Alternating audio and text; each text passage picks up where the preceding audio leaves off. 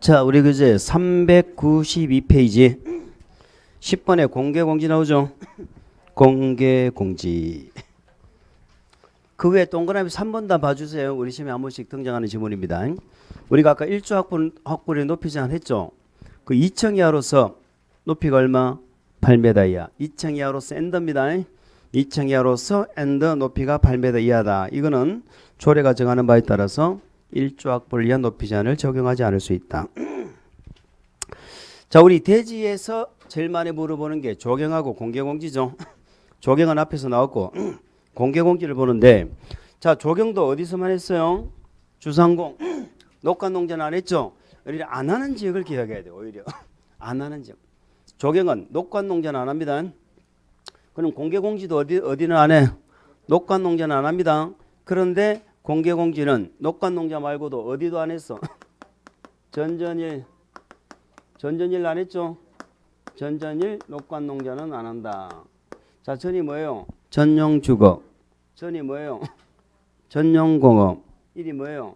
일반공업. 요 두 개는 공업이죠. 요건 공개공지 설치 의무 대상이 아니다 하는 걸 우리가 일단 하나 기억합니다. 두 번째는 공개공지를 설치해야 되는 건축물은 바닥면적 합계가 얼마? 바닥면적 합계 얼마? 5,000제곱미터 이상이죠. 5,000 이상. 자, 한번 외워봅시다. 시작. 문종 환운수 업무시설이죠. 문종 환운수 업무시설. 자, 여기서 판매시설에서는 뭐는 뺐어요? 농수산물 유통센터는 뺐지. 판운수 갈 때는 원래 운동인데 여기는 운동이 아니고 운수지. 그거 주의하면 돼. 얘하고 다중이용 건축물 있잖아요. 다중이용 건축물이 뭐예요? 많은 사람이 이용하는 건물이잖아. 다중이용 건물이 결국은 많은 사람이 이용하니까 공개공지 만드는 거 얘하고 똑같은 거예요. 뭐만 달라? 업무시설만 달랐죠. 업무시설을 뭘로 바꾸면 돼?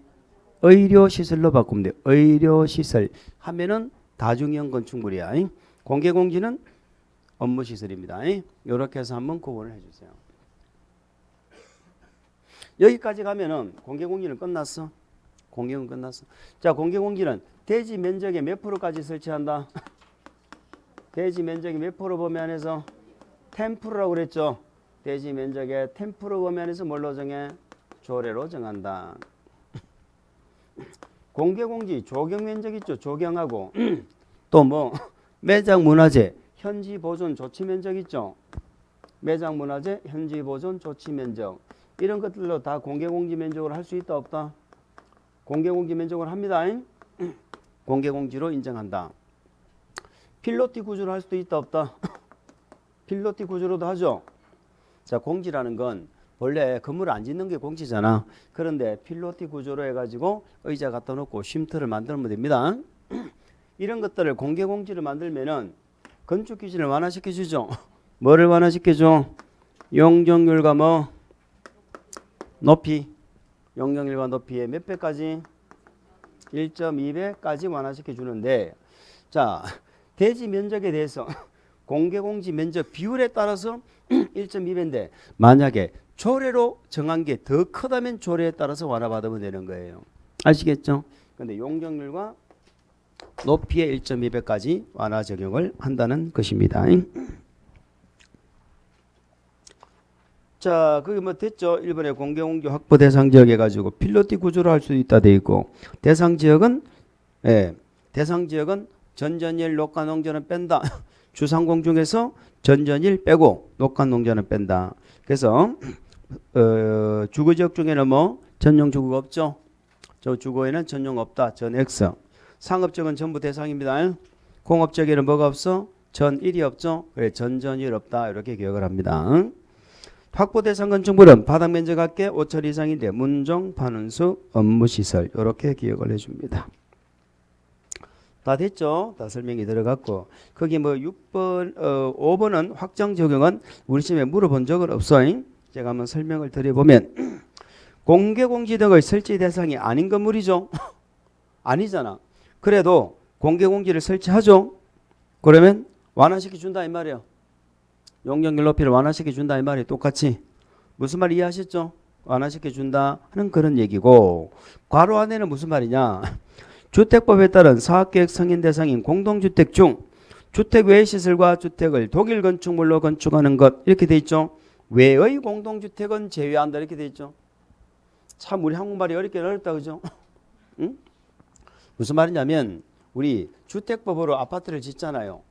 아파트를 지어. 그럼 아파트 단지 안에 가면 공개공지 많이 있어 없어? 있지. 공개공지 설치하면 용적률 높이 완화시켜줘 안 시켜줘? 안 해준다고. 안 해준다고. 뭘 해줘 해주기는. 그 공동주택 단지 안에 있는 공개공지는 누구를 위한 거야? 아파트 주민을 위한 거지. 외부인을 위한 게 아니잖아. 이거는 완화시켜주지 않아요. 그런데 뭐는 완화시켜준다는 거야? 주상복합 이거는 완화시켜준다는 거야. 주상복합의 건축물에 공개공지 만들었죠. 거기는 울타리로 막아놓고 있는 거 아니죠. 누구나가 사용할 수 있는 공지잖아. 그래서 주상복합의 경우는 완화시켜준다 하는 말을 그렇게 어렵게 적어놓은 거예요. 이해갑니까? 이렇게 이해하시면 됩니다. 혹시 기억나십니까? 주상복합은 몇 세대까지는 건축법으로 지었어? 300세대? 300세대 뭐? 미만 대충 알면 안 돼. 300세대 미만 그러면 주상복합도 300세대 이상은 무조건 사업계획 승인 받는 거야. 300세대 이상은 사업계획 승인 받는 거다. 됐지요? 그렇게 보시면 됩니다. 그 다음 밑에 11번에 이행강제금 보겠습니다. 이행강제. 자, 한번 읽어볼까요? 허가권자는 위반 건축물입니다. 제목에 위반 건축물의 밑줄 한번 줘보세요. 위반 건축물. 거기 한번 읽어볼게요. 허가권자는 대지나 건축물이 이 법에 따른 명령이나 처분에 위반되면 그게 위반 건축물입니다. 이 법에 따른 명령이나 처분에 위반한 게 위반 건축물이에요. 위반 건축물에 대해서는 이 법에 따른 허가 승인을 취소. 밑줄 허가 승인을 취소. 그게 1번.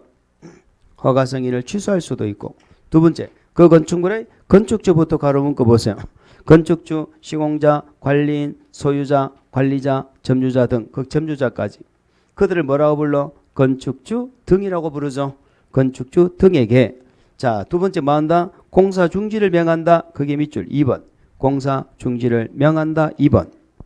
상당한 기간을 정하여 그 건축물의 해체부터 가로 묶으세요. 해체, 개축, 증축, 수선, 용도 변경, 사용 금지, 사용 제한까지 묶어주시고 그 다음 밑줄 그 밖에 필요한 조치를 명할 수 있다. 이게 3번입니다. 우리는 지금 뭘 봤어요? 위반 건축물의 건축주 등에게 할 수 있는 조치를 본 거야. 첫 번째는 허가 승인을 취소해 버릴 수도 있고 아니면 뭐 공사에 들어갔으면 공사를 중지하라고 명할 수도 있고 이미 공사가 끝났으면 뭐 한다? 또 철거해라. 철거가 해체죠. 개축해라. 또도 고쳐라. 등등 필요한 조치 명령을 할 수도 있다 이 말 아닙니까? 명령. 어렵지 않죠? 다시 허가 승인을 뭐 할 수 있어? 취소할 수 있고 공사에 들어갔으면 공사를 중지하라고 명할 수 있고 공사 끝났으면 해체하라고 조치 명령을 할 수도 있고 그런 얘기잖아요. 자, 그 다음에 또 무슨 명령도 할 수 있나 볼까? 밑에 2번의 기억. 허가권자는 허가 승인이 취소된 건물 시정 명령을 받고도 이행하지 않죠. 그러면은 당해 건축물을 사용하여 행할 다른 법령에 의한 영업행위 기타 허가를 하지 않도록 요청할 수 있다고 되어 있죠. 그게 네 번째라고. 영업행위 허가하지 않도록 요청할 수 있다. 그게 4번이라고 적어보세요. 네 가지를 했는데 네 가지. 네 가지에다가 한 개 더 적어볼까?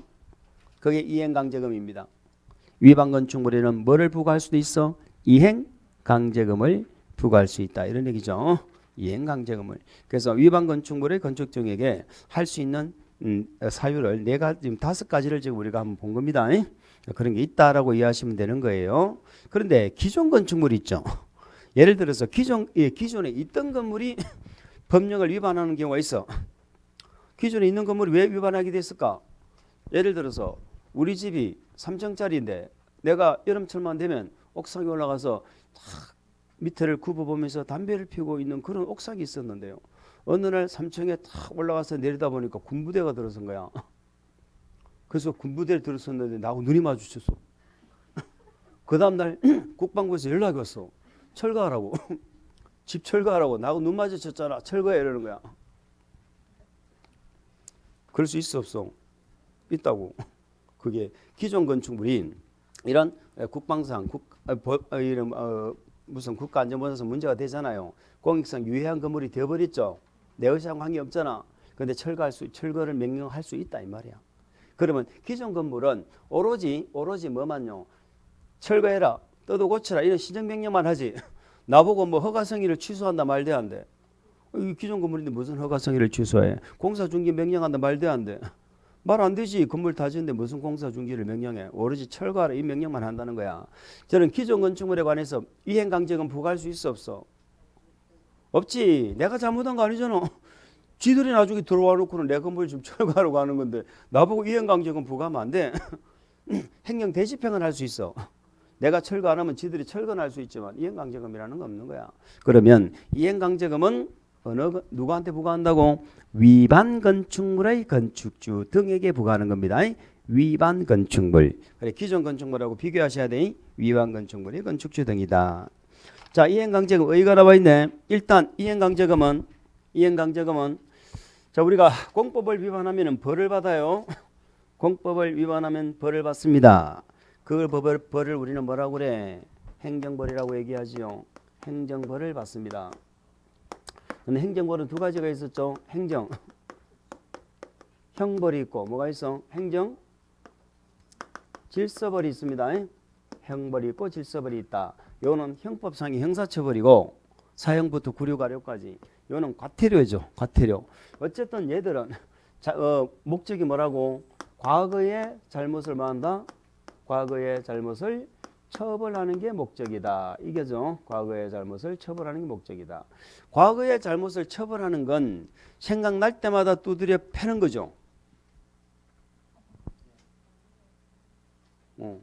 얘라고? 또 생각났다 이러면서 니 또 얘기 좀 하자. 가끔 술 한잔 먹으면 생각나고 그런 사람들 있죠. 술 한잔 먹으면 생각난다. 10년 전에. 그거는 이걸 위반한 거야. 과거의 잘못은 한 번으로 끝나야 돼. 처벌은. 그걸 우리는 일사부재리라고 합니다. 한 사건은 두 번 심리하지 않는다 이 말이에요. 두 번 심리하지 않는다. 이게 일사부재리의 원칙이에요. 근데 이걸 악용하는 사람이 있죠. 악용하는 사람. 그래서 나온 게 뭐다? 집행벌로서 이행강제금입니다. 집행벌로서 이행강제금은 과거의 잘못을 처벌하는 게 목적이다. 장래의 이행을 강제하는 게 목적이다. 장래 이행 강제가 목적이에요. 서로 목적이 달라. 네가 잘못했으니까 한 대 맞아라. 이거는 행정벌이고, 잘못했지만 앞으로는 그렇게 하지 마라 하는 게 이제 집행벌이야. 그래서 목적이 다르기 때문에 우리는 형벌을 받아도 뭐한다? 벌금을 받아도 이행강제금은 따로 별도로 부과할 두 가지가 다 부과가 된다는 거예요. 그게 헌법재판소 입장입니다. 자, 어쨌든 이행강제금이란 것은 바로 부과하는 것이 아니고 일단 뭐한다? 명령을 하죠. 얘는 이행할 때까지 돈을 계속 부과한다니까. 명령을 하고. 그런데 그 명령을 이행하지 않지요. 이행하지 않을 때 이행강제금이 부과가 되는 것입니다. 이런 얘기죠. 그런데 이행강제금 부과하는데 돈을 자꾸 부과하니까 견딜 수가 없어. 그래서 드디어 뭐한다? 이행을 하겠죠. 이행을 한다 그러면 목적이 달성된 겁니까? 이행강제금 목적은 이행시키는 게 목적이거든. 이행을 하면은 새로운 부과는 계속하면 돼, 안 돼? 새로운 부과는 하면 안 되죠. 새로운 부과는 즉시 뭐하고? 중지를 해야 되고, 근데 이미 부과된 것은 어떻게 할까? 이미 부과된 것은 징수를 해야 된다. 이런 얘기죠. 이미 부과한 것까지 안 되면은 누가 이행하겠어? 그럼 우리는 어렵지 않아. 건축법을 위반했으니까 명령하겠죠. 그러니까 무슨 명령해? 시정명령 철거해라. 시정명령. 그 명령을 이행하지 않으면 부과를 해요. 부과하는데 이 부과할 때는 얼마를 부과하느냐, 몇 번을 부과하느냐, 요게 문제가 되는 거거든. 얼마를 부과하느냐, 몇 년을 부과하느냐, 몇 번을 부과하느냐, 요게 문제가 돼. 요 금액이 좀 복잡한데 어디까지 나와 있는가 한번 보도록 하겠습니다. 봅시다. 자, 부과 비율이 나와 있죠. 건폐용률 초과 밑줄, 무허가 무신고 밑줄. 자, 요 네 개를 위반하면 뭐다? 아주 중요한 사항을 위반했다고 보는 겁니다. 요 네 개를 위반하면 중요사항의 위반이에요. 자, 제목부터 잡아야 돼. 니은 내려가 보세요. 니은. 기타 행위 위반이죠. 그러니까 그 네 가지 말고 다른 걸 위반했다고 보시면 되는 거야. 다른 걸 위반했을 때하고 두 가지로 구분합니다. 자, 위에는 건폐 용적률 허가 신고는 위반한 면적의 1제곱미터당 시가 표준액의 얼마? 50%입니다. 1제곱미터당 시가 표준액이 얼마? 50%입니다. 자, 그 범위 안에서 돼 있죠. 위반 내용에 따라 대통령령으로 정하는 비율 밑줄, 대통령령으로 정하는 비율을 곱한 금액이다. 자, 무슨 말이냐면요. 과거에는 이렇게 했다니까요. 과거에는 자, 예를 들어서 여기에 제곱미터당 시가 표준액이 100만 원이다. 위반을 10제곱미터를 위반했다라고 가정했을 때 과거에는 1제곱미터당 시가 표준액 100만 원에다가 위반 면적 있죠? 위반 면적을 곱했잖아. 요 곱한 금액에 50%를 부과해라. 50% 범위 안에서 부과해라. 이렇게 돼 있었다니까. 50% 범위 안에서 부과한다는 말은 50%를 부과하라는 얘기가 아니죠. 그 뭐 어떤 상황을 고려를 해서 50%까지 부과하라 이런 얘기였는데 이행강제금 부과 내역을 조사를 해보니까 다 50%를 부과했더라 이 말이에요. 미워서 부과한다는 얘기잖아. 50%를 다 부과했어. 그래서 이래서는 안 되겠다 해서 나온 것이 뭐다? 여기다가 대통령령으로 정하는 비율을 뭐해라? 곱해라. 여기다가 만약에 허가를 안 받고 있으면은 이 금액의 100%를 다 부과해라. 자, 이 금액이 얼마예요? 500만 원이죠. 500만 원이잖아. 이 금액을 다 부과해라. 그런데 신고를 안 하고 있으면 이 금액의 70%만 부과해라. 그러면 350만 원이죠.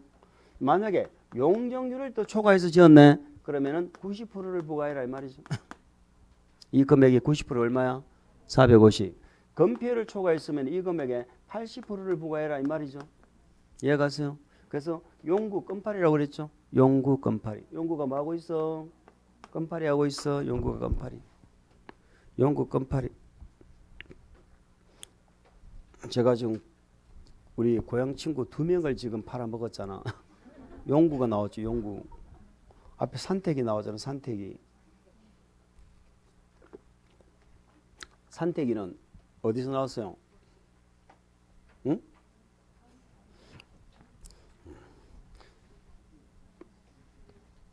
전산택이 있었잖아. Who are you? 이러면 전산택. 촌놈이 도시놈으로 바뀌었다. 기억납니까? 산택이 있었잖아. 우리 지금 이것도 물어. 요 순서를 물어봤어요. 요 순서. 제일 센 놈부터. 근데 70% 이상이잖아요. 근데 조례로 완화시켜 줄 수는 있어요. 조례로 완화시켜 줘도 60% 이상에서 완화시켜 줘야 돼. 60% 밑으로는 부과 못 해. 그래 이제. 그 말이 혹시 있습니까? 그 말이 있으면 좋겠네. 네. 조례로 다음의 비율을 낮추어 정할 수 있대. 낮추는 경우도 그 비율은 60% 이상이어야 한다. 그런 얘기가 됐습니다. 근데 나머지를 위반하면 니은. 위반 면적에 얼마? 1제곱미터당 시가 표준액의 몇 프로? 10%입니다. 예. 시가 표준액의 10% 범위 안에서 10% 범위 안에서 대통령령입니다. 대통령령으로 정하는 아이고 그건 또 잘못됐네. 대통령령으로 정하는 비율을 곱한 거 아니에요. 곱한 거 아니고 그냥 대통령령으로 정하는 금액입니다. 금액을 그냥 대통령령으로 정합니다. 그건. 대통령령으로 정하는데 그 대통령령까지는 우리가 공부를 하지 않습니다. 나머지는 10% 범위 안에서 정도까지만 기억을 해주시고 요 위에 네 가지를 위반했던 거 있죠. 그 네 가지 위반한 사항을 잘 기억을 하시면 됩니다. 밑에 3번 보니까 가중도 할 수 있네. 가중 읽어봅니다. 허가권자는 영리 목적 위한 위반 밑줄 영리 목적 명리. 두 번째 상습적 위반이죠. 상습적 위반 밑줄 등 대통령령으로 정하는 경우는 1항에 따른 금액을 밑줄 몇 %까지 100%까지 100% 범위 안에서 조례로 정하는 바에 따라 가중해야 된다. 이렇게 돼 있죠. 가중한다. 이게 가중. 자, 가중하는 경우는 밑에 대통령이 나와져 있죠. 영리를 목적으로 위한 위반이나 상습적 위반 등 대통령령으로 정하는 경우란 다음 은안에 해당하는 경우를 말한다. 다만 위반 행위 후 밑줄 위반 행위 후 뭐가 바뀌었어? 소유권이 변경된 경우는 제외한다. 위반 행위가 있고 나서 소유권이 바뀌었죠. 다시 말해서 이 건물을 내가 샀는데 나는 위반되었다는 사실도 모르고 산 거야. 그렇잖아요. 그 자에게 가중부과하면 안 된다는 거야. 위반 행위 후 소유권이 변경됐을 때는 가중부과 대상이 아니다. 몇 프로까지 가중부과한다고? 100%까지 가중부과할 수 있습니다. 자, 그럼 밑에 1번 봅니다. 임대 등 영리를 1번, 2번, 3번을 묶어보세요. 1번, 2번, 3번이 뭡니까? 영리 목적으로 하는 거죠. 영리 목적으로 한다. 이때는 가중부과 대상이거든. 그래서 영리를 목적으로 법 19조를 위반하여 용도를 변경한 경우 이렇게 돼 있죠. 자, 우리 용도 변경은 19조에 따라서 올라가면 뭐 받고? 허가. 내려가면 뭐 하고? 신고. 해야 되죠. 그러면 허가 신고 없이 말이죠. 허가 신고 없이 뭐를 바꿨어? 용도를 변경했다는 겁니다. 허가 신고 안 받고 용도를 변경했네. 그것도 바닥 면적 얼마? 위반 면적이 50제곱미터를 초과하네. 밑줄 50제곱미터 초과. 50m를 초과하게 위반했는데 그것도 영리 목적으로 한 거죠. 용도 변경한 게 영리 목적으로 50제곱미터를 초과하여 용도를 변경하면 100%까지 가중부과할 수 있다. 두 번째, 임대 등 영리를 목적으로 역시 밑줄 허가 신고 없이 이번에 뭐 했어? 신축 동그라미 정축 동그라미. 자, 1번에는 용도 변경 동그라미 쳐봅시다. 용도 변경. 그러니까 결국은 가중부과는 허가 신고 없이 신축 정축 아니면 용도 변경한 경우죠. 자, 면적은 둘 다 얼마야? 50제곱미터를 초과 밑줄 50제곱미터 초과. 그러니까 허가 신고 안 하고 용도를 변경했다. 허가 신고 안 하고 뭐 했다? 신축하거나 증축을 했다. 이런 경우는 100%까지 가중부과할 수 있다 이 말이야. 기억할 수 있겠죠? 마음만 먹으면 하는데 마음을 먹기까지가 힘들다. 우리는 학원에 들어오기까지가 힘들었잖아. 공부를 할까 말까. 와가지고 또 이걸 외울까 말까 하는 그것까지가 또 힘든 거야. 마음만 먹으면 돼. 독서실에 앉아서 한 10분만 보면 된다. 10번 보는 게 많이 보는 것 같아요? 적게 보는 것 같아요? 그럼 공부하는 것도 아니야. 10번 보는 건. 적어도 한 몇백 번은 봐야 공부를 했다고 할 수 있지.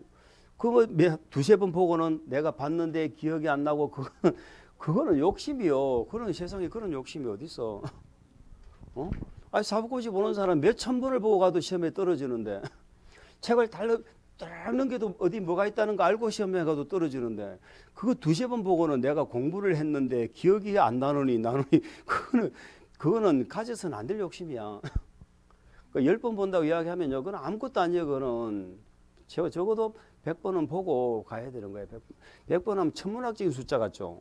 절대 아니에요. 절대 아니라니까. 그렇게 하기 위해서는 뭐 한다고 항상 표시를 해야 돼. 표시를 책을 넘겼을 때 내가 여기서 뭘 봐야 될 건지 뭔가 목표를 정해놓고 타겟을 정해놓고 책을 열어야지. 무조건 책을 열면요. 뭘 봐야 될지 모르잖아. 그럼 다 봐야 되거든. 그러니까 하루 종일 책을 보는데 두세 장 보고 집에 가는 거야. 많이 보면 서너 장 보고. 그리고 하루 종일 공부했다 그러고 하루 종일 봤으면 책을 한 2번 봤어야지. 전체를. 가끔은 제가 하는 얘기가 맞다는 생각이 들 때도 있습니까? 가끔 맞다는 생각이 들어야지 또 쓸데없는 소리 하고 있네 이러면 안 된다니까. 3번 보세요. 임대 등 영리를 목적으로 하거나 신고 없이 다세대주택 있죠 밑줄, 다가구주택 있죠 밑줄, 요 세대수 가구수를 증가시켰네. 허가 신고 없이 당연히 그거는 뭐 기본이지. 허가 신고 없이 다가구 다세대 주택의 세대수 가구수를 증가시켜 버렸네. 몇 세대 몇 가구 이상을 증가시켰어? 5세대 5가구. 어쨌든 숫자는 5네. 면적은 50초가구. 다가구 다세대는 5세대 5가구 이상입니다. 5가구 이상을 증가시킨 거야. 그러니까 다가구 주택을 임대하려고 칸을 막아가지고 5가구 이상을 더 증가시켜 버린 거야. 칸을 막아서. 뭐 말인지 아시겠죠? 근데 이런 거 하려면 다 허가 신고해야 되거든. 우리 공부하셨잖아. 다가구 다세대 주택의 경계벽을 증설, 해체, 수선, 변경할 때는 그때는 대수선이잖아요. 그다 허가 받아야 되는 거거든. 근데 안 하고 지금 했다는 거잖아. 5가구 이상을 증가시켰다. 이러면은 100%까지 가중부과할 수 있다. 그럼 1, 2, 3번 됐어요? 1, 2, 3번은 바닥 면적은 50초가, 면적은 50초가. 그 다음에 가구수 세대수는 5세대 이상. 이렇게 허가 신고 없이 했다는 그런 얘기예요. 자, 그 다음에 이제 4번은 요거는 상습적이죠. 상습범입니다. 상습범. 동일인이 최근 몇 년 이내, 3년 이내 몇 번 이상, 2번 이상 법령을 위반했다. 그럼 3년에 2번 이상 위반하면은 동일인이 상습범이라고 본다는 거야. 3년에 2번 이상 위반했다. 그러면은 가중부가 대상이다. 아시겠죠? 그렇게 이해하시면 됩니다. 자, 밑에 절차해가지고 의견 진술 이렇게 돼 있죠. 10일 이상 그거는 지우세요. 10일 이상은 지우세요. 전에는 과태료 규정을 준용을 해가지고 10일 이상의 의견 진술 기회 이런 게 있었는데 지금은 우리 건축법의 이행강제금은 과태료 규정 준용한다 그러면 안 되고 국고금 관리법 시행규칙을 준용합니다. 국토부령으로 정하는 바 있다. 국토부령인데 국고금 관리법 시행규칙이에요. 미리 문서로 계고하는 거 맞아? 미리 문서로 계고하고 부과하는 건 맞습니다. 문서로 계고하니까 이걸 요식행위라고 합니다. 이행강제금은 요식행위다, 불요식이다? 요식행위입니다. 전화를 해가지고 김씨 이행강제금 들어가요. 이거 안 됩니다. 반드시 일정한 서식의 서면을 통해서 해야 됩니다. 부과 방법 1년의 2회 범위 안에서 조례 밑줄 그어서 기억합니다. 1년의 2회 범위 안에서 조례. 우리가 이행강제금이 건축법에도 나오고 농지법에도 나오고 우리 중개사법에도 토지거래 허가에서 나옵니다. 이행강제금은 건축법 빼고는 전부 1년에 한 번입니다. 토지거래 허가도 한 번, 농지법도 한 번입니다. 그런데 건축법은 2회 이내에서 뭘로 정한다? 조례. 2회 이내에서 조례로 정한다. 자, 횟수만큼 부과하는데 이것은 이행할 때까지 부과하거든요. 이행할 때까지. 그래서 적으세요. 반복하여, 반복 있네. 반복 부과 거기다가 적으세요. 총 횟수는 제한이 없다. 총 횟수는 제한이 없다. 총 횟수는 언제까지 부과한다? 이행할 때까지. 이행할 때까지 부과한다. 그 일사부재리 예외란 말이 무슨 말인지 이해하시겠죠? 예, 우리 행정벌이나 이 집행 질서벌 있죠? 요거는 일사부재리에 걸려가 한 번밖에 못 하잖아. 그러니까 이거는 이행할 때까지 계속 반복 부과한다 이 말이죠. 자, 니은도 꼭 기억하세요. 연면적 얼마? 60 이하의 주거용 건축물. 60도 기억하셔야 되고 주거용 동그라미 치세요. 일반 건물은 안 돼. 우리 서민주택이죠. 서민주거용 건물은 깎아줍니다. 깎아줍니다. 아까 저 위에 이행강제금 있잖아요. 저 동그라미 2번 위에 박스 동그라미 2번의 박스 그 금액의 2분의 1 범위 안에서 조례. 2분의 1 범위 안에서 조례. 2분의 1 범위 안에서 2분의 1 감액돼 있죠. 2분의 1을 감액하는 게 아니고 2분의 1 범위 안에서 조례로 정할 수 있다는 겁니다.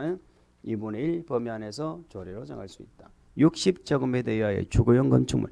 그러니까 이행강제금을 조례로 정하는 건요. 60 이하의 주거용 얘밖에 없어. 얘는 조례죠. 60 이하의 주거용은 조례잖아. 2분의 1 범위 안에서. 근데 저 위에 동그라미 2번은 조례 아니야. 그거 딱 금액이 정해져 있잖아. 동그라미 2번은 조례가 아니고 대통령이라고. 위에 박스는. 금액을 조례로 정하는 건 60 이하의 주거용 건축물밖에 없습니다. 그럼 우리 책에는 없어도 이 말도 꼭 기억하셔야 되겠네. 이행하면은 새로운 부과는 즉시 중지. 이행하면 이미 부과한 건 징수를 해야죠. 안 내면 강제 징수한다 안 한다? 한다. 한다. 우리 일반 조세가 아니니까 뭐 이런 거 있어 그런 게 있어. 하여튼 나중에 문제 나오면 봅시다. 자, 그다음에 또 특별 건축구역인데요. 우리 건축법이 양이 많지요. 한 2시간으로 끝내려고 했었는데 오늘 시간 다 잡아먹네. 자, 특별 건축구역이 뭐냐? 특별 건축구역은 특별한 건축물을 좀 지어보자 이 말이죠. 특별한 건축물을 지어보자. 우리나라는 어느 도시를 가나 전부 뭐 같다? 고향 같다. 고향 같다. 왜? 아파트도 똑같이 생겼고 상가 건물도 똑같이 생겼고 사람도 똑같이 생겼고 어딜 가나 고향 같다. 그러니까 어느 도시를 가보고 싶은 마음이 없는 거예요. 뭐 대구 가나 부산 가나 똑같잖아. 그죠? 뭐 독특한 게 있어야 가보고 싶지. 그래서 우리나라도 뭐 한다? 독특한 건물을 좀 지어보자. 그게 특별건축구역입니다. 그래서 특별건축구역은 특별한 건축물을 지어보자 하는 게 특별건축구역이에요. 자, 그럼 특별한 건축물을 지으려면 우리 건축관계법령을 다 적용해야 돼? 특례를 줘야 돼? 특례를 줘야 독특한 건물이 나오겠지요. 독특한 건물이 나오는 거야. 그 특례는 3개야. 첫 번째, 아예 적용 자체를 안 하고 할 수 있는 규정도 있고, 적용은 하되 적용을 어떻게 한다고?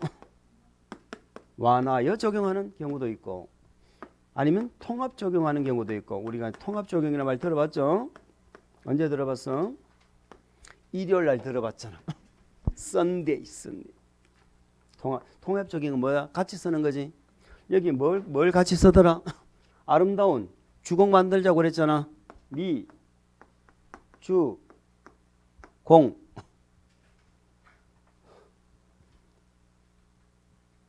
특강하고 특자가 맞네. 특강할 때 했잖아. 미술 작품. 주는 뭘 같이 썼어? 부설 주차장. 그 요거나 맞춰봐봐. 맞으면 뭐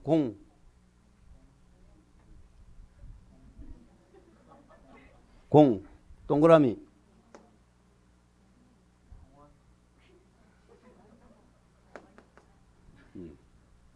이렇게 맞추면 이제 안 잊어버리는 거야. 이런 것들을 특례를 주려고 만든 게 특별건축구역이라니까. 자, 적용을 안 하는 건 건축법이 있었고 뭐가 있었어? 주택법 일부가 있었잖아요. 우리 건축법 중에서 적용 안 하는 게 6개가 있었거든. 그중 6개가 있었는데 이 조공은 기억이 안 나도 이 특별건축구역은 크기를 제한 안 한다고 그랬잖아. 크기를 제한하니까 뭐를 적용하네? 건폐율 용적률. 우리 건축법에 높이 제한 있죠? 높이 제한이 몇 개요? 건축법에 높이 제한 몇 개요? 오늘 공부했잖아. 2개잖아. 가로구역하고 햇빛 때문에 제한 받는 거. 그 가로구역 높이 제한 있죠? 또 일조학분 높이 제한 있죠? 높이 제한 2개를 적용하네. 요 6개는 특별건축구역은 적용 안 하고 할 수 있다니까. 그러니까 특별건축구역은 큰 건물 짓는다 이 말이야. 아시겠습니까? 주로 대형 건물 지을 때 적용하는 게 특별건축구역이에요. 무슨 말인지 알아요? 몰라? 대단. 자, 특별건축구역 학습 목표는 뭐다? 대상과 절차지. 특별건축구역 지정하는 대상은 너무너무 많아. 그래서 도저히 기억할 수가 없어. 그 뭘 기억하자고 그랬어요? 절대로 특별건축구역을 지정할 수 없는 지역을 기억하자. 그게 뭐더라? 계좌. 계좌적보. 군사기지는 지정할 수 있죠. 있는데 국방부 장관과 미리 뭐 하라고? 협의해서 지정하라고 그랬어요. 근데 이놈들은 절대로 지정할 수가 없어요. 지정할 수가 없어요. 걔가 뭐예요? 자가 뭐예요? 우리 교재는 대상 지역에 동글팽이 1번 국장이 지정하는 경우, 2번 시도의사 지정하는 경우 돼 있죠. 그 모델과 그거만 있는 거 아니요. 그러니까 3번만 기억하시라고. 지정 대상에서 제외되는 지역, 그거만 기억하시라고. 그거는 지정 못하는 걸 꼭 기억하시라고. 그게 계좌적보야. 동그라미 3번. 걔가 뭐다? 한번 읽어보세요. 개발정. 자가 뭐예요? 접이 뭐예요? 보가 뭐예요? 꼭 기억하시기 바랍니다. 근데 밑에 당구장. 국장시도에서는 특별전축구역으로 지정하는 지역이 어디에? 군사기지 및 군사시설 보호구역에 해당할 때는 국방부 장관과 사전에 뭐해라? 협의해라. 이 말은 지정할 수 있다 없다? 있다는 거지요. 이 군사기지 전에 지정 못했거든. 지금은 협의해서 지정할 수 있다는 거. 그거 하나 기억하자. 자, 대상지역은 그것만 기억하시면 돼. 자, 그 다음에 우리 교재는 특례사항이 적용 가능한 건축물 이렇게 돼 있죠. 특례사항 적용이 가능한 건축물. 이 말은 무슨 말이냐? 특별건축구역 안에서 이렇게 특례를 적용하잖아요. 이 특례 3가지를 적용하잖아. 이걸 모든 구역이라고 다 적용하는 게 아니라고. 구역이라고 다 적용하는 게 아니라고. 그러면 어떤 건물이 적용하느냐 이 말이에요. 많은데 우리 책에 몇 개만 적어놨네. 누가 짓는 거? 국가, 지자체, 공공기관. 그 밑줄 한번 주세요. 국가, 지자체, 공공기관. 자, 우리 시험에 공공기관 그 종교랄자 살짝 끄집어낸 적이 있는데 신경 쓰지 마 일단. 공공기관이 건축하는 건 적용받습니다. 그 다음에 동그라미 3번에가 쭉 적어놨죠. 거기다 한번 적어볼까? 아파트. 공동주택이라고 적어볼까? 공동주택. 우리가 공동주택도요. 공동주택도 예, 적용받습니다. 이제 아파트 지을 때 특례 적용받아요. 특례를 적용받는데 이 공동주택은 100세대 이상이면 적용받아요. 100세대 이상. 자, 이 공동주택도 주상복합 있죠. 주상복합도 마찬가지입니다. 몇 세대 이상일 때 100세대 이상. 그러니까 공동주택을 100세대 이상 지을 때는 이제는 독특한 건물을 지을 수 있다 이 말입니다. 100세대 이상. 주상복합도 마찬가지요. 이게 300세대였거든 본래는 아파트 연립이. 그리고 주상복합은 200세대 이렇게 돼 있었다고. 지금 100세대로 지금 완화된 거야. 이제는 100세대 이상만 지으면은 주상복합이든 뭐든 이 특례를 적용받아 짓는다. 그러면 우리 단독 한옥 있죠. 한옥은 10동 이상이면은 특례 적용받을 수 있어. 한옥은 10동 이상. 이게 50동에서 10동으로 완화된 거야. 10동 이상이. 근데 단독주택 중에서 한옥 말고 그 밖에 단독주택 있죠. 그 밖에 단독주택은 30동 이상입니다. 참고로 보세요. 30동 이상. 이런 경우는 특례를 적용받아서 지을 수 있다.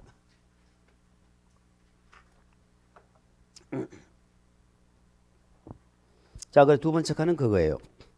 세 번째 칸 지정절차가 나오네. 지정절차. 자, 이 지정절차 좀 알아야 되겠죠. 지정절차는 좀 알아야 됩니다. 이 특별건축구역 지정권자부터 기억하세요. 특별건축구역 지정권자는 누구? 국장 또는 누구? 시도지사. 제가 여기서 또 기억을 소환합니다. 우리 주택법에는 존이 몇 개야?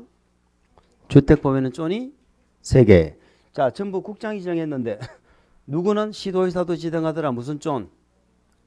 투기, 과열지구. 응? 요것도 지정권자가 국장 또는 시도의사입니다. 우리가 지정할 때 요거 지워도 되겠죠? 지정할 때는 반드시 필수 절차가 뭐예요? 자, 존 지정할 때 필수 절차는 심의고시 공고죠. 똑같잖아. 이는 이제 상식이지. 이걸 모르면은 간첩이죠, 간첩. 국장은 어디 심의? 중앙건축위원회. 시도의사는 자기 시도에 있는 지방 건축위원회 심의하겠죠. 이거예요, 이거. 근데 문제는 이 특별 건축구역을 지정 좀 해달라고 뭐를 할 수 있어? 신청. 지정해달라고 뭐를 할 수가 있다? 신청을 할 수가 있다. 신청. 요 신청 요청은 누가 하는 거예요? 행정이 하는 거지. 행정청이 하는데 그럼 지정권자가 아니니까 하겠지. 그러면 국장한테 신청하는 자가 있고요. 시도의사, 특광도의사한테 신청하는 자가 있어. 이 나누죠. 자, 중앙행정기관하고 시도지사는 누구한테 신청해야 돼? 국장. 시도의사 지가 지정권자라면서. 아니, 시도의사가 지정하는 거하고 앞에서 봤잖아. 국장이 지정하는 거하고 지정 대상이 달라요. 시도의사 지정 못하고 국장이 지정하는 경우 있잖아. 그때는 시도의사도 신청해야지. 얘들은 누구한테 신청하고? 국장. 그러면 시장 군수 구청장은 누구한테 신청하겠어? 정확하게 말하면 특광도의사겠죠. 특광도의사에게. 여긴 특시특도가 들어있잖아. 특시특도는 신청을 국장한테 신청을 하는 경우는 있지만 특시특도가 뭐 지자체한테 신청할 수 있나? 지가 지정권자인데. 맞지요? 이렇게 되는 겁니다. 이 정도 기억합니다. 그래서 이렇게 신청에 지정하는 경우가 있죠. 읽어볼까? 중앙행정기관 밑줄, 시도지사 밑줄.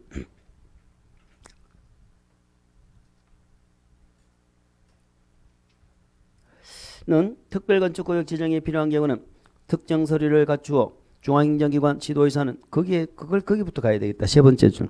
중앙행정기관 시도의사는 괄호 묶어버리세요. 얘는 누구한테 신청? 국장에게. 자, 시장군수 구청장은 괄호 묶으세요. 얘는 누구한테 신청? 특광도지사에게. 아시겠죠? 지정을 신청할 수 있다. 자, 지정 신청 기간 외의자는 있죠. 요게 이제 요번에 새로 신설된 건데 들어와 있네. 다행이네. 지정 신청 기간 외의자라는 건 행정이다, 비행정이다. 비행정이죠. 아까 행정청은 신청했으니까. 이 자들은 특정 자료를 갖추어. 자, 지정 신청 기간 외의자 괄호 묶으세요. 특정 자료를 갖추어 사업구역을 관할하는 밑줄 누구에게? 시도지사에게. 시군가 하면 안 돼. 그게 이제 특징이에요. 요는 시도지사에게 특별건축구역 지정을 마한다. 제한 동그라미. 자, 제한제도가 신설이 되어졌습니다. 전에는 행정청이 지정을 신청하는 내용은 있었는데요. 우리가 행정청이 아닌 일반 주민들이 제한을 하는 내용은 없었거든. 특별건축구역 지정을 제한할 수 있다는 걸 기억합니다. 누구한테 제한한다? 시도지사.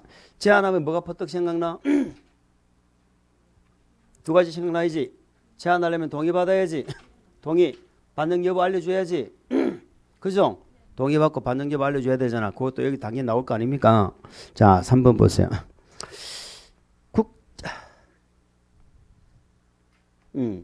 어쨌든 제한은 이제 할 수 있다는 말만 했다. 그죠? 말했다. 다음에 보면 됩니다. 3번 보세요. 국장특광도지사는 지정 신청이 접수된 경우 이건 어디 연결되는 거야? 1번에서 연결되는 거야. 2번이 아니야. 1번에서 3번으로 연결. 화살표. 1번에서 3번으로 연결되는 거야. 지정 신청이 접수된 경우에는 특별건축구역 지정의 필요성, 타당성, 공공성 등과 피난 방지 등의 사항을 검토하고 지정 여부를 결정하기 위하여 밑줄 지정 신청을 받은 날부터 30일 이내 30일 동그라미. 국장이 지정 신청을 받으면 국장이 두는 어디에? 밑줄 중앙건축위원회. 특광도지사가 지정 신청을 받으면 자기 특광도에 두는 건축위원회죠. 밑줄 건축위원회 심의를 거쳐야 된다. 지금 뭔 소리 한 거예요? 재판 보세요. 자, 얘들이 신청을 했죠. 신청을 하면 얘네들은 신청을 받은 날부터 심의를 해야 되는데 심의를 며칠 이내 하라고? 30일 내에 해라. 이 얘기를 한 거예요. 지금 30일 내에 심의. 아시겠죠? 30일 이내 심의해라. 요걸 또 우리 시험에 처음 신설되고 15일이라고 물어본 적도 있습니다. 4번 볼까요? 국장 또는 특광도지사는 얘들이 신청받은 자죠. 각각 중앙건축위원회 특광도지사가 두는 건축위원회 심의 결과를 고려하여 가로 묶으세요. 건축위원회 심의 결과를 고려하여 필요한 경우 밑줄 특별건축구역의 범위 또 밑줄 도시군 관리계획 여기에 관한 사항을 뭐 할 수 있다? 조정 동그라미 조정할 수 있다. 무슨 말이냐면 이런 얘기입니다. 무슨 말이냐면요. 우리가 지금 여기 지금 건축인이 심의를 할 거 아니에요. 심의를 해가지고 여기 신청 들어온 내용이 그대로 지정되는 것이 아니고요. 특별건축구역의 범위가 조정이 될 수 있다는 거야. 신청이 들어온 내용이 그대로 지정되는 게 아니고 심의를 거쳐서 조정될 수 있다는 거야. 그건 이해가 가. 근데 뭐가 특징적이냐? 도시군 관리계획을 조정한다고 돼 있잖아. 지금 관리계획은 무슨 법에 나오는 거예요? 국계법에 나오잖아. 그럼 관리계획을 조정하려면은 어디에서 심의를 하는 것입니까? 관리계획은 심의기구가 어디야? 도시계획위원회입니까? 건축위원회입니까? 도시계획위원회죠. 근데 건축위원회 심의 거쳐 조정한다 돼 있잖아. 그게 특징이라고. 뭐 말인지 아시죠? 우리 관리계획을 바꾸려면 도시계획위원회에서 심의해야지 뭔 건축위원회에서 심의를 해. 이해갑니까? 근데 건축위원회 이거 구역 지정하려고 건축위원회 심의하면서 관리계획 조정할 수 있다고 돼 있잖아. 자, 관리계획 내용 한번 오랜만에 한번 적어볼까? 1번이 뭐예요? 용도지요.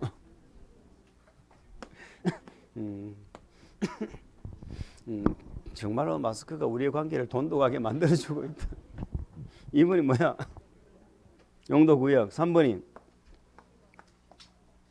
4번이 5번이 6번이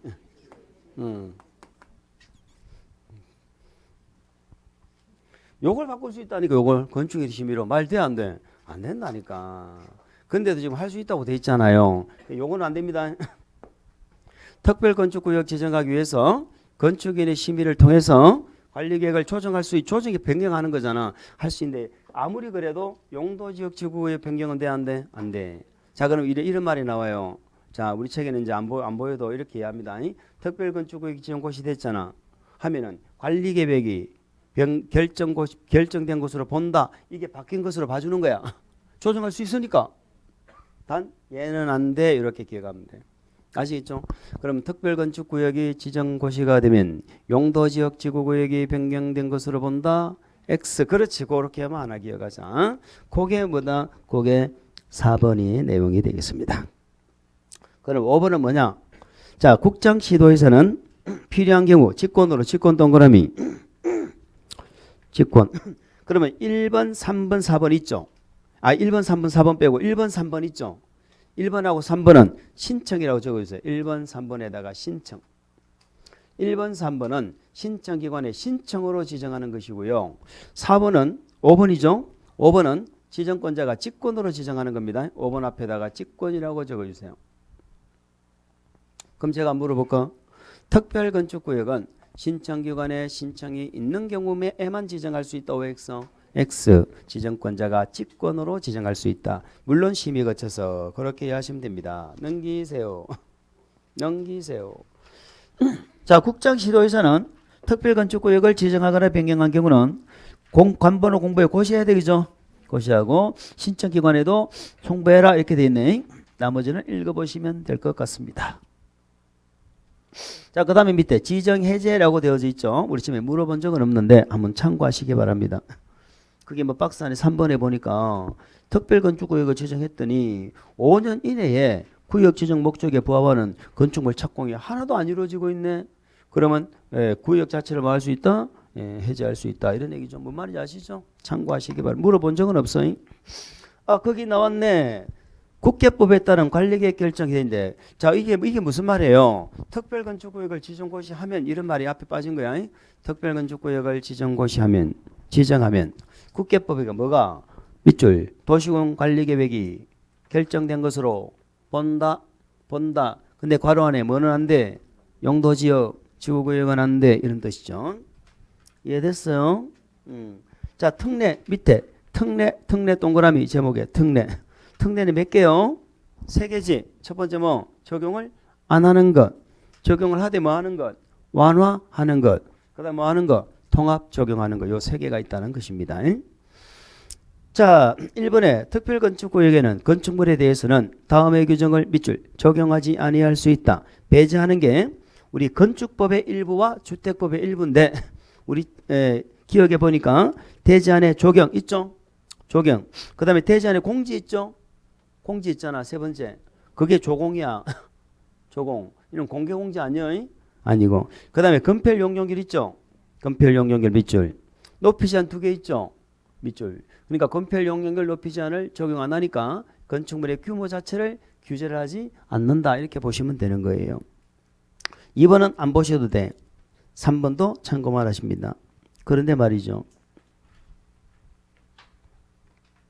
통합 적용이 없죠. 그 통합 적용 한번 적어봐. 통합 적용은 뭘 통합 적용한다고? 요 3개를 통합 적용. 미주공을 통합 적용할 수 있다. 자, 그래서 특례가 3개입니다. 적용, 배제, 적용, 완화, 통합 적용이 되겠습니다. 그러면 우리 책에는 2번, 3번은 완화에 관한 내용만 있는 거죠. 완화에 관한 내용만 있는데 모르셔도 됩니다. 됐습니다. 이렇게 해서 특별건축구역을 알아봤습니다. 특별건축구역은 뭐를 봤습니까? 지정대상, 절차, 그 다음에 특별건축구역 안에서 아까 특례 적용받을 수 있는 건물이 있었죠. 국가지자체 공공기관이 짓는 거 이런 거 있었고 뭐 공동주택하고 단독주택 알아봤고 세 번째 특례 적용받는 거 몇 개요? 3개요. 3개. 아시겠죠? 적용을 아예 하지 않는 건 이런 규정이고 통합 적용하는 건 요 3가지를 통합 적용할 수 있다. 통합 적용은 같이 쓴다는 얘기지요. 자, 이번에는 건축협정이라는 게 있습니다. 건축협정. 협정이 무엇인가요? 협의하여 정한다. 뭐를 협의하여 정해?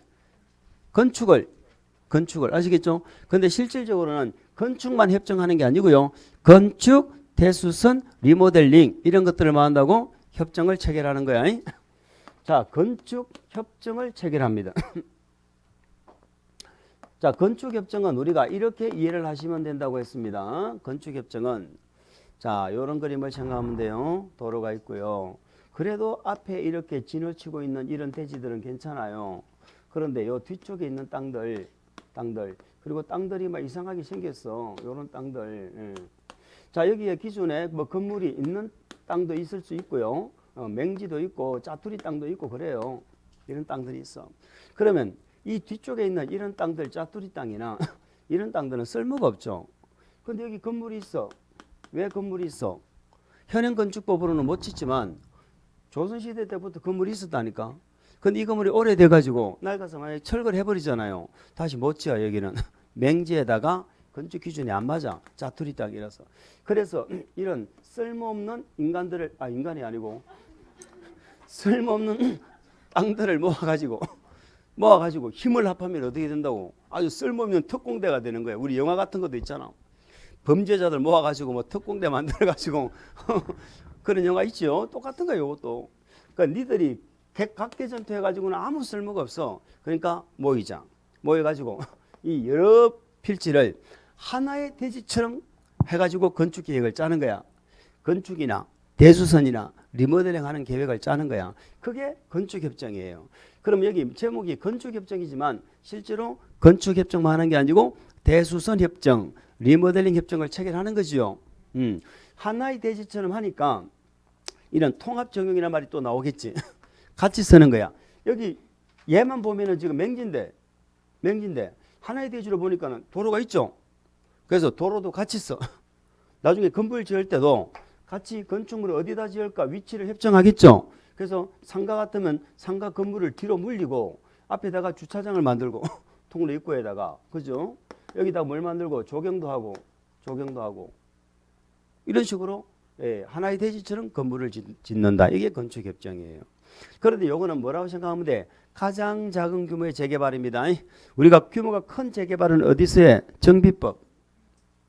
규모가 작은 재개발 재건축은 어디서 해? 빈집 소규모 주택 정비 특례법. 소규모 정비사업 있었죠? 얘는 그 법으로 하는 게 아니고 얘네들이 지들끼리 협정 체결하는 거야.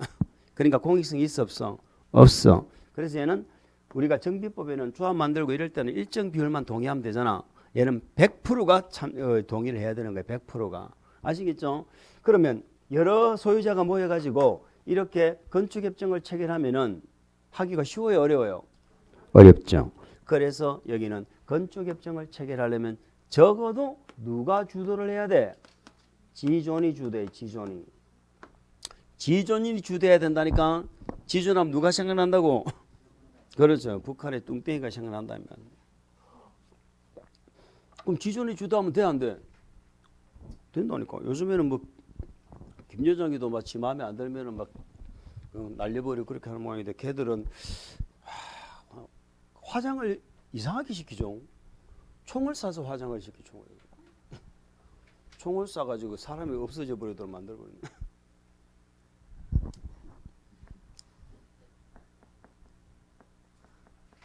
사람들 다 관계에서 다 보게 이해관계인들과 다 보게 하려 하죠. 또 앞에 다 보게 하고. 네, 그런 또라이 나라를 우리가 humble 해서 되겠습니까? 그렇죠?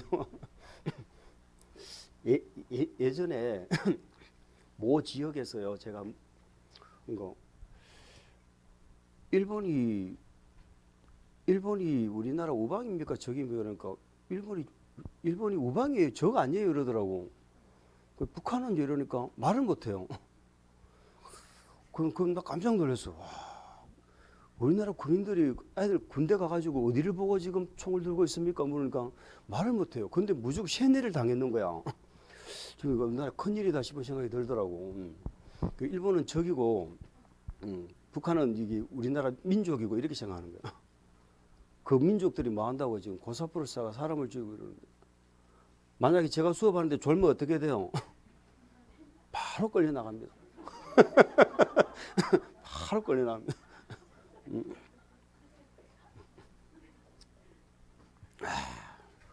이거 동영상 안 찍고 있죠 지금. 그래서 하는 얘기. 지존이 뭐 한다고? 주도해야지 협정이 체결되는 게 지존이 주도해야. 아시겠죠? 그러면 협정 체결을 한다는 얘기는 협정 체결하면 여러 가지 혜택 준다는 거잖아. 혜택을 줘요. 혜택을 주는데 그 혜택 중에 첫 번째 특례가 뭐냐면요, 맛벽 건물을 짓는 거야. 맛벽 건축물을 짓는 거야. 두 번째가 뭐냐면 통합적용을 할 수 있다는 거야. 통합적용.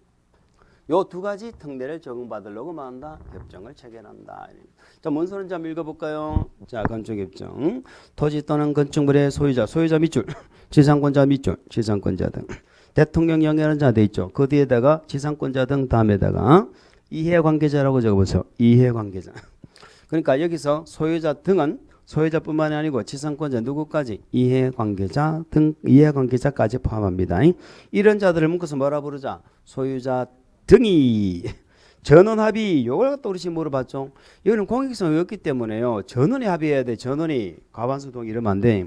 다음 은하에 해당하는 지역 또는 구역에서 다음 은하나 해당하는 지역 구역이죠. 아무 때서나 우리 협정 체결하자 하면 안 된다니까.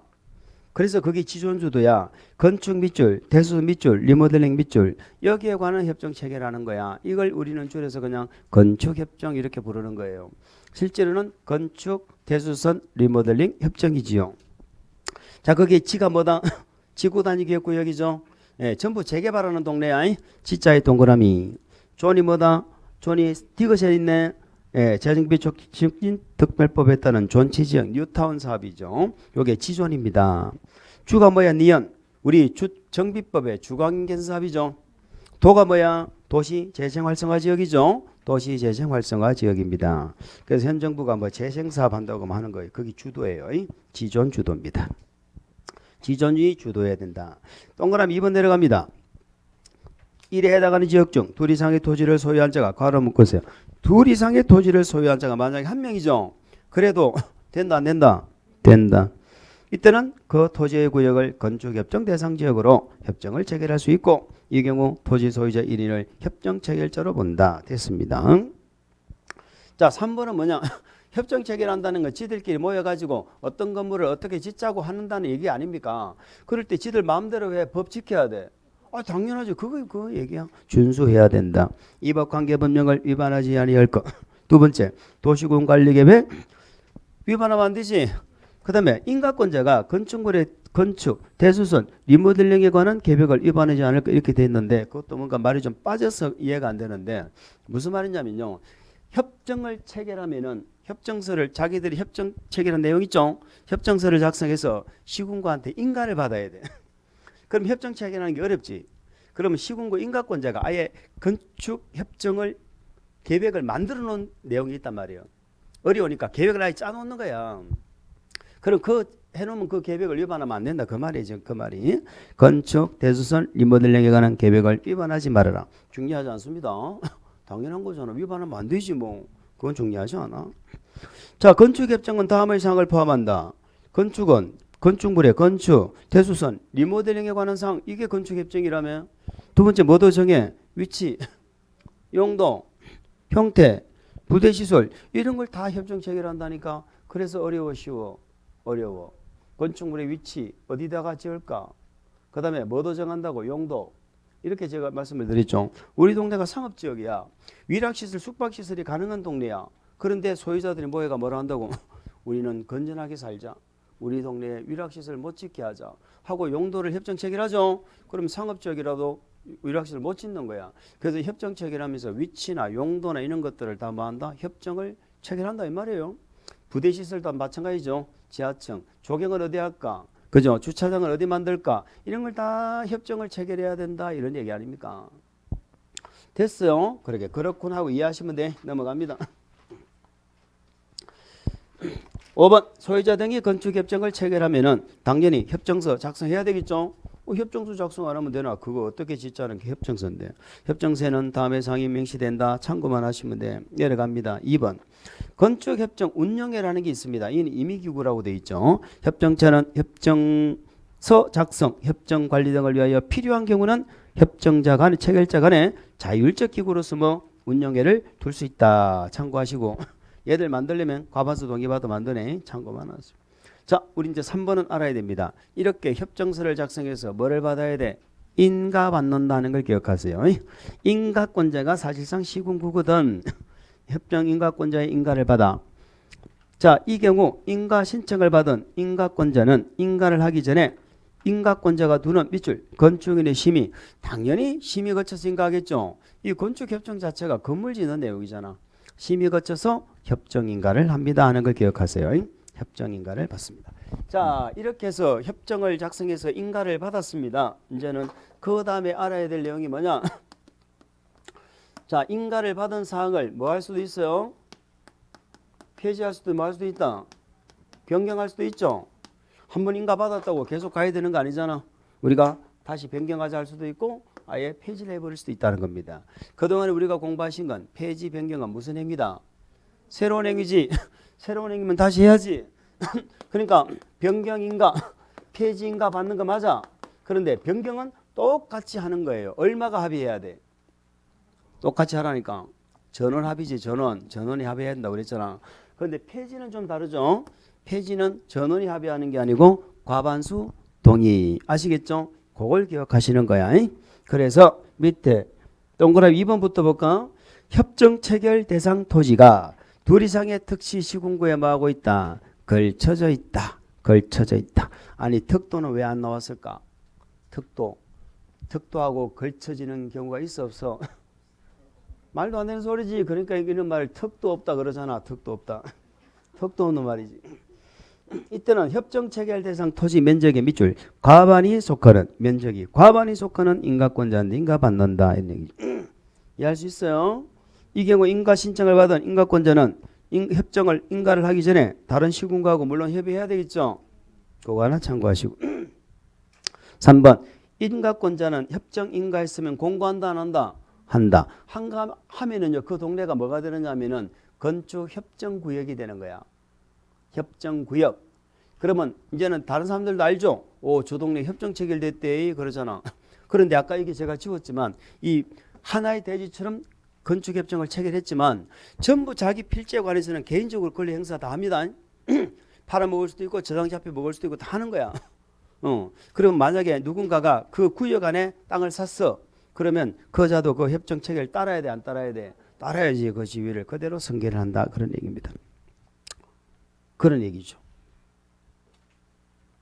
그러면 승계한다. 있죠. 그 다음에 뭐 한다고? 특례 있죠. 특례 한번 적어봐. 특례. 첫 번째 특례는 뭐 한다고? 맞벽 건물 지을 수 있어. 맞벽 건물. 자, 맞벽 건물이 뭐예요? 우리 민법에서 상린관계 들어봤죠? 인접대지 경계선에서 적어도 50cm 이상씩 띄워야 되잖아. 근데 맞벽 건물은 요거 적용 안 한다고.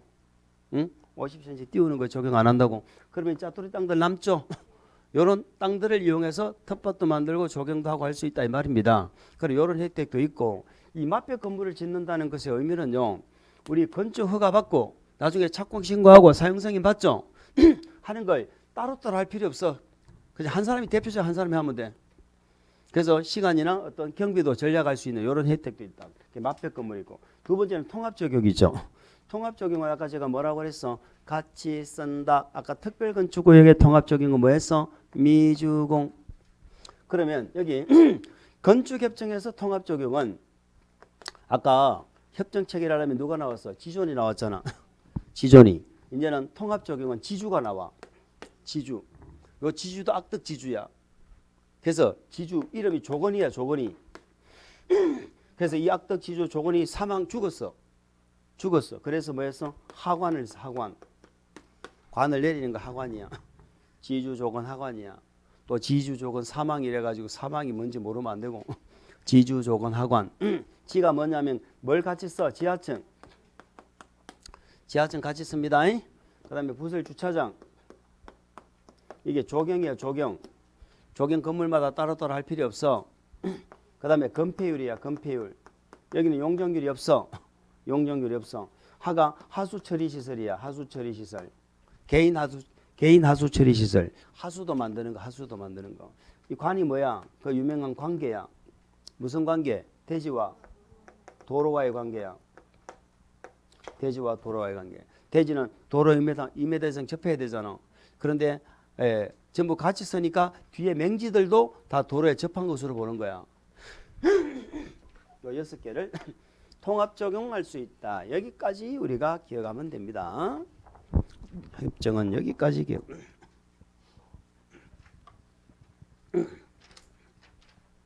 그 다음에 결합건축이 있죠. 건축협정과 또 결합건축이 비슷하고요. 특별건축구역과 우리 최근에 없었지만 특별가로구역이라는 게 비슷해. 이제 다음에 하면 돼. 우리가 결합건축이라는 것은 결합건축이라는 건 뭔가를 결합하는 거잖아. 뭘 결합하느냐? 여기는 용적률을 결합합니다. 그러니까 쉽게 말해서 용적률을 같이 쓴다. 그러니까 용적률을 통합 적용한다 이렇게 보면 되겠죠. 그러니까 이런 얘기예요. 자, 내 땅은 어디 있느냐? 아주 좋은 데 있어. 우리 동네가 상업지역이야. 땅값도 비싸. 나는 대로변에 이렇게 쫙 있는 거야. 이렇게 있는 게 좋을까요? 이렇게 있는 게 좋을까요?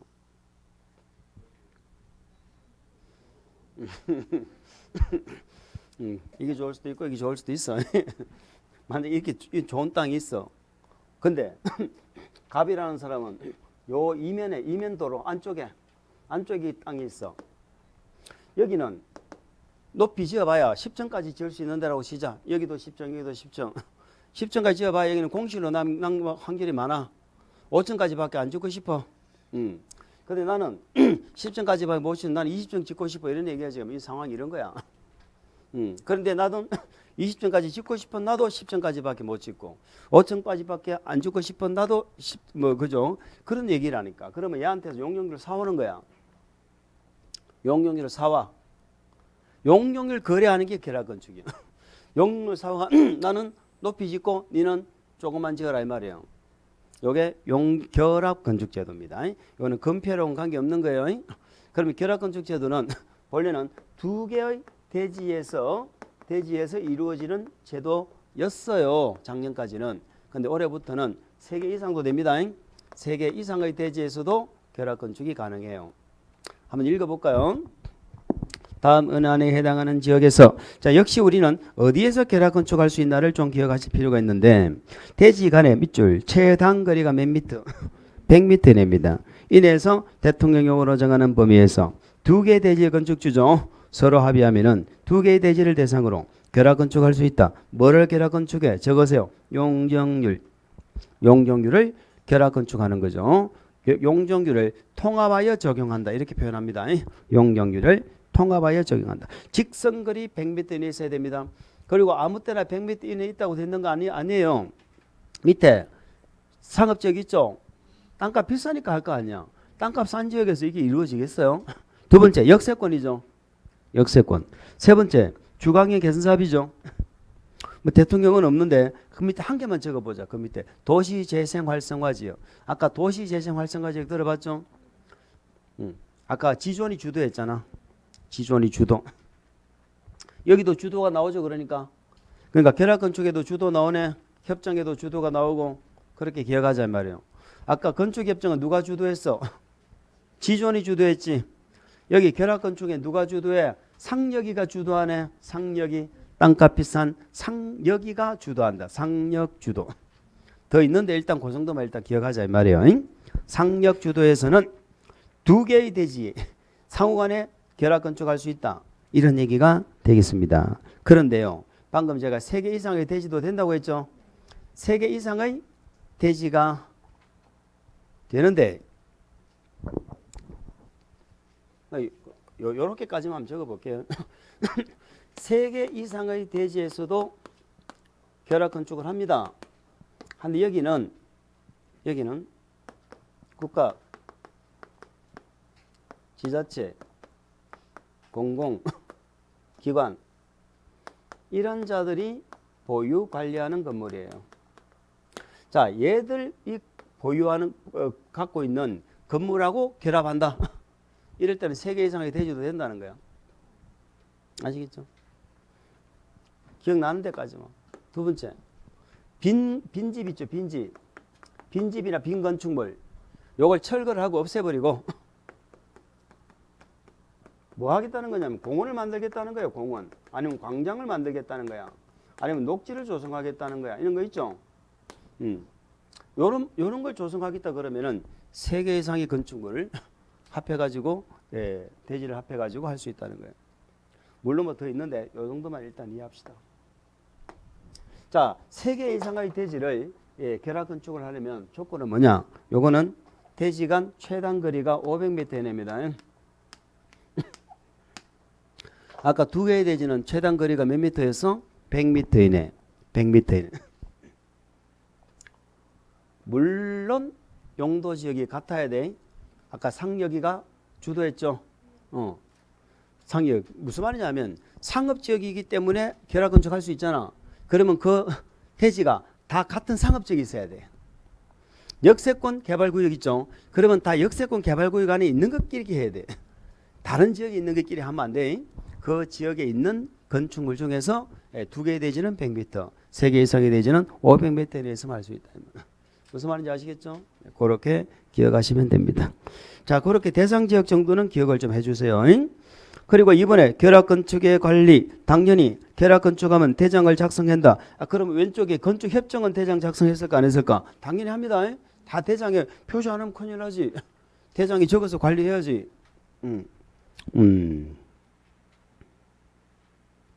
자, 4번 보세요. 4번. 건축협정서에 따른 밑줄. 협정 체결 유지기간은 최소 몇 년? 30년입니다. 최소 30년입니다. 그럼 우리 왼쪽에 건축협정이 있었잖아요. 건축협정. 여기서 제가 또 이게. 자, 우리 건축협정을 할 때